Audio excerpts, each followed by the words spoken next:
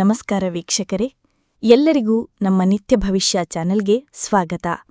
2025ರ August ತಿಂಗಳ ಧನಸ್ಸು ರಾಶಿಯ ಭವಿಷ್ಯ ಹೇಗಿದೆ ತಿಳಿದುಕೊಳ್ಳೋಣ ಬನ್ನಿ. ಅದಕ್ಕೂ ಮುನ್ನ ಯಾರು ನಮ್ಮ ಚಾನೆಲ್ಗೆ ಸಬ್ಸ್ಕ್ರೈಬ್ ಆಗಿಲ್ವೋ ಅವರು ನಮ್ಮ ಚಾನೆಲ್ಗೆ ಸಬ್ಸ್ಕ್ರೈಬ್ ಆಗಿ ಮತ್ತು ಬೆಲ್ ಬಟನ್ ಅನ್ನು ಒತ್ತಿ. ಇದರಿಂದ ನಾವು ಬಿಡುವ ವಿಡಿಯೋಗಳು ನೋಟಿಫಿಕೇಶನ್ ಮುಖಾಂತರ ನಿಮಗೆ ತಲುಪ್ತವೆ. ಬನ್ನಿ, ಹಾಗಿದ್ರೆ ಧನಸ್ಸು ರಾಶಿಯವರ ಆಗಸ್ಟ್ ತಿಂಗಳ ಭವಿಷ್ಯ ಹೇಗಿದೆ ತಿಳಿದುಕೊಳ್ಳೋಣ. ಅದಕ್ಕೂ ಮುನ್ನ ಆಗಸ್ಟ್ ತಿಂಗಳಲ್ಲಿ ಯಾವ ಹಬ್ಬಗಳು ಶುಭ ದಿನಗಳ ಬಗ್ಗೆ ನೋಡೋಣ ಬನ್ನಿ.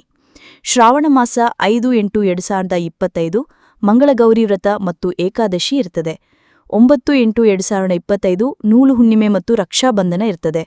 11-8-2025 ರಾಘವೇಂದ್ರ ಸ್ವಾಮಿಗಳ ಆರಾಧನೆ ಇರ್ತದೆ.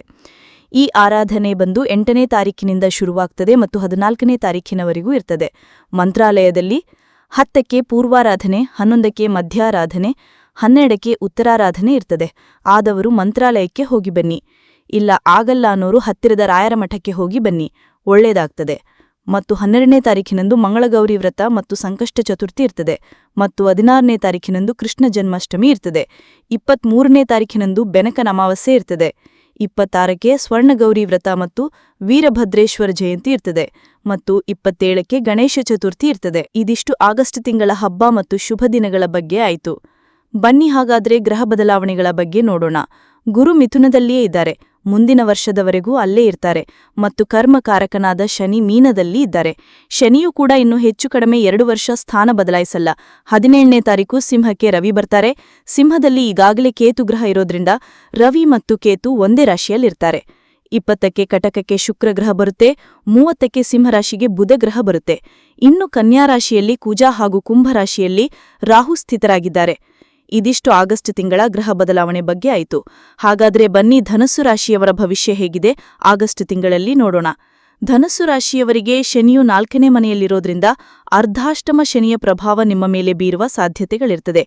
ದೇಹದಲ್ಲಿ ಚೈತನ್ಯ ಇಲ್ಲದೆ ಇರೋ ಥರ ಆಗೋದು, ನಿಶ್ಶಕ್ತಿ ಆಗೋದು, ಕೆಲಸದಲ್ಲಿ ಆಸಕ್ತಿ ತೋರದೇ ಇರೋದು, ನಾಳೆ ಮಾಡಿದ್ರೆ ಆಯ್ತು ಅಂತ ಅಸಡ್ಡೆ ಪೋರೋದು, ಈ ರೀತಿ ಶನಿ ನಿಮ್ಮ ಮೇಲೆ ಪ್ರಭಾವ ಬೀರ್ತಾನೆ.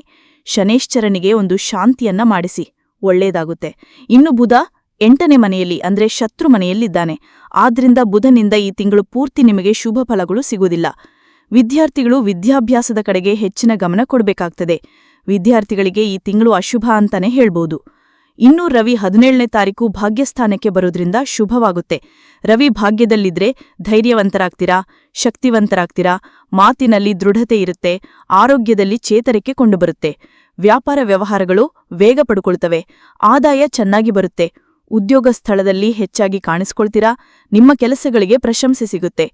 ಇನ್ನು ಕುಜ ದಶಮದಲ್ಲಿ ಇರೋದ್ರಿಂದ ಕುಜಶಾಂತಿ ಮಾಡಿಸಿ, ಒಳ್ಳೆಯದಾಗುತ್ತೆ. ಇನ್ನು ಶುಕ್ರ 20ನೇ ತಾರೀಖಿನವರೆಗೂ 7ನೇ ಮನೆಯಲ್ಲೇ ಇರ್ತಾನೆ. ಅಲ್ಲಿಯವರೆಗೂ ಕೂಡ ಶುಕ್ರನಿಂದ ಶುಭ ಫಲಗಳೇ ಸಿಗುತ್ತವೆ. 20ನೇ ತಾರೀಕಿನ ನಂತರ ಶುಕ್ರ 8ನೇ ಮನೆಗೆ ಅಂದ್ರೆ ಶತ್ರುಸ್ಥಾನಕ್ಕೆ ಹೋಗೋದ್ರಿಂದ ಶುಕ್ರ ಬಲಹೀನ ಆಗ್ತಾನೆ. ಅಷ್ಟು ಒಳ್ಳೆಯ ಫಲಗಳು ಸಿಗೋದಿಲ್ಲ. ಅಷ್ಟೊತ್ತಿಗೆ 17ನೇ ತಾರೀಕು ರವಿ ಭಾಗ್ಯಕ್ಕೆ ಬರೋದ್ರಿಂದ ರವಿಯಿಂದ ಒಳ್ಳೆಯದಾಗುತ್ತೆ, ಭಯ ಬೇಡ. ಇನ್ನು ಶುಕ್ರ ಭಾಗ್ಯದಲ್ಲಿ ಇದ್ರೆ ವಾಹನ ಖರೀದಿ ಮಾಡ್ತೀರಾ, ಕಲಾವಿದರಿಗೆ ಶುಭವಾಗುತ್ತದೆ. ಮೇಕಪ್ ಮಾಡುವಂಥವರಿಗೆ ಶುಭವಾಗುತ್ತದೆ. ವ್ಯಾಪಾರ ವ್ಯವಹಾರದಲ್ಲಿ ಹೆಚ್ಚಿನ ಲಾಭವನ್ನ ನೋಡ್ತೀರಿ. ಹಣದ ಒಳಹರಿವು ಹೆಚ್ಚಾಗುತ್ತೆ. ಶುಕ್ರನಿಂದ ಒಳ್ಳೆಯ ಫಲಗಳು ಸಿಗುತ್ತವೆ. ಇನ್ನು ರಾಹು 3ನೇ ಮನೆಯಲ್ಲಿ ಇದ್ದಾನೆ, ಭಯ ಬೇಡ. 3ನೇ ಮನೆಯ ರಾಹು ಒಳ್ಳೆಯ ಫಲಗಳನ್ನೇ ಕೊಡ್ತಾನೆ. ಹಾಗೇನೆ ಕೇತು 9ನೇ ಮನೆಯಲ್ಲಿದ್ದಾನೆ. ಕೇತುವಿನಿಂದಲೂ ಕೂಡ ಏನು ಕೆಟ್ಟ ಪರಿಣಾಮಗಳಿಲ್ಲ. ರಾಹು ಮತ್ತು ಕೇತು 3 ಮತ್ತು 9ನೇ ಮನೆಯಲ್ಲಿ ಇರೋದ್ರಿಂದ ಒಳ್ಳೆಯ ಫಲಗಳನ್ನೇ ಕೊಡ್ತಾರೆ, ಚಿಂತೆ ಬೇಡ. ಇನ್ನು ಗುರುವನ್ನ ನೋಡೋದಾದರೆ ಗುರುಬಲ ನಿಮಗೆ ತುಂಬಾ ಚೆನ್ನಾಗಿದೆ. ಗುರು 7ನೇ ಮನೆಯಲ್ಲಿ ತುಂಬಾ ಬಲಿಷ್ಠನಾಗಿದ್ದಾನೆ. ವ್ಯಾಪಾರ ವ್ಯವಹಾರದಲ್ಲಿ ಪ್ರಗತಿಯನ್ನ ಹೊಂದುತ್ತೀರಾ. ತುಂಬಾ ದಿನಗಳಿಂದ ನಿಂತು ಹೋಗಿದ್ದಂತಹ ಕೆಲಸಗಳು ಮತ್ತೆ ಪುನರಾರಂಭವಾಗ್ತವೆ. ವ್ಯಾಪಾರದಲ್ಲಿ ಲಾಭವನ್ನ ನೋಡ್ತೀರಿ. ಷೇರು ಮಾರುಕಟ್ಟೆಯಲ್ಲಿ ಲಾಭವನ್ನ ಪಡೆಯಬಹುದು. ನೋಡಿಕೊಂಡು ಎಚ್ಚರಿಕೆಯಿಂದ ಹೂಡಿಕೆ ಮಾಡಿ. ಮನೆಯಲ್ಲಿ ಶುಭ ಕಾರ್ಯಗಳು ನಡೀತವೆ. ಮದುವೆಗೆ ಪ್ರಯತ್ನ ಪಡ್ತಾ ಇದ್ರೆ ಈ ತಿಂಗಳಲ್ಲಿ ಕಂಕಣ ಭಾಗ್ಯ ಕೂಡಿ ಬರುತ್ತೆ. ನಿರುದ್ಯೋಗಿಗಳಿಗೆ ಉದ್ಯೋಗ ಸಿಗುತ್ತೆ. ಗುರುವಿನಿಂದ ಎಲ್ಲಾ ಉತ್ತಮ ಫಲಗಳೇ ಸಿಗುತ್ತವೆ, ಒಳ್ಳೆಯದಾಗಲಿ. ಇನ್ನು ಪರಿಹಾರ ಅಂತ ನೋಡೋದಾದ್ರೆ ಅರ್ಧಾಷ್ಟಮ ಶನಿಯ ಪ್ರಭಾವ ಇರೋದ್ರಿಂದ ಶನಿ ಶಾಂತಿಯನ್ನ ಮಾಡಿಸಿ.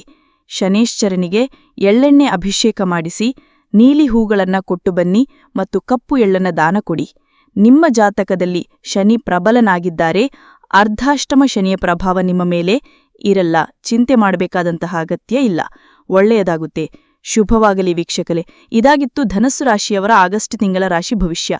ನೀವು ಇನ್ನೂ ನಮ್ಮ ಚಾನಲ್ಗೆ ಸಬ್ಸ್ಕ್ರೈಬ್ ಆಗಿಲ್ಲ ಅಂದರೆ ಚಾನಲ್ಗೆ ಸಬ್ಸ್ಕ್ರೈಬ್ ಆಗಿ, ಎಲ್ಲ ಕಡೆ ಶೇರ್ ಮಾಡಿ, ಲೈಕ್ ಮಾಡಿ, ಕಮೆಂಟ್ ಮಾಡಿ.